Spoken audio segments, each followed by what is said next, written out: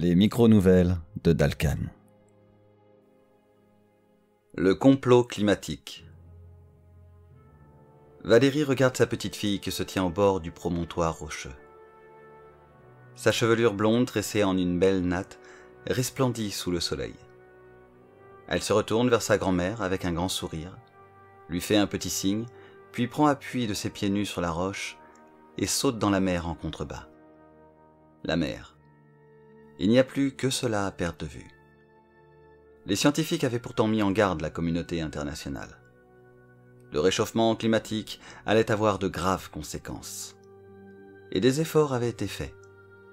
Mais dans l'ombre, des personnes œuvraient pour que ce réchauffement ait lieu. Qui ça? Ceux qui avaient tout. Ceux pour qui l'argent n'était qu'un passe-temps, un loisir, une variable anecdotique dans l'équation de la vie.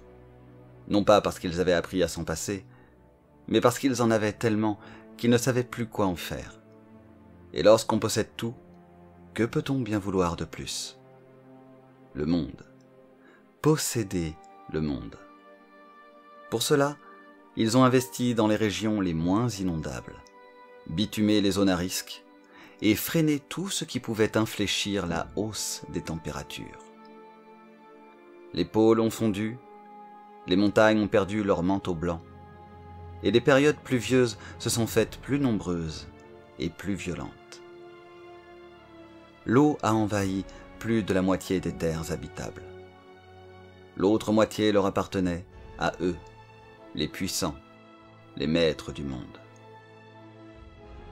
Valérie avait eu la chance de se trouver du bon côté de la mer. Elle n'avait rien prémédité. Elle était naïve, belle et inconsciente de ce qui se tramait. Elle était tombée éperdument amoureuse d'un beau jeune homme, fils d'un milliardaire. Et c'est cela qui la sauva. Elle était entrée dans le cercle très fermé des puissants. Ceux qui possédaient 80% des richesses mondiales et bientôt 100%. Son mari était un homme adorable, attentionné, et elle n'aurait jamais imaginé qu'il puisse travailler à l'asservissement total du monde. Mais face à la montée des eaux inexorables et au grondement des peuples spoliés de leurs terres par cet envahisseur liquide, il aurait fallu être sourde ou morte pour ne pas entendre et voir ce qui était en train de se passer.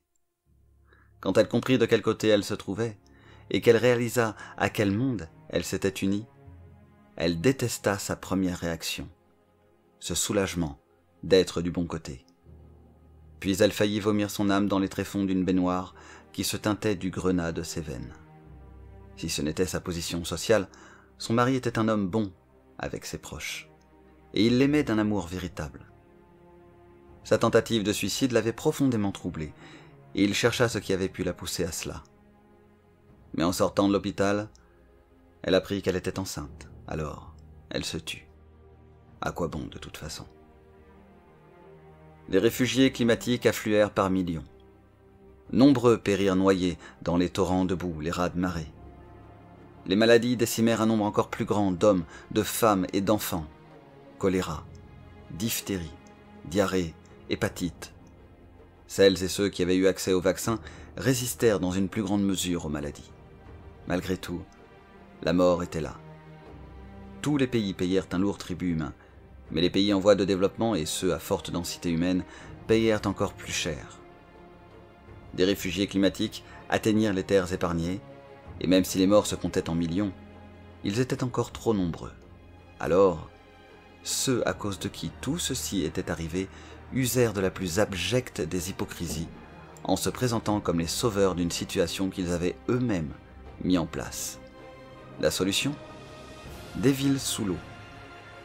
Toutes les personnes ne correspondant pas aux critères très sélectifs pour pouvoir vivre sur les terres saines furent obligées de vivre dans ces villes aquatiques. Là, elles trimèrent et triment encore pour manger, se loger, boire et même respirer. Valérie regardait sa petite fille.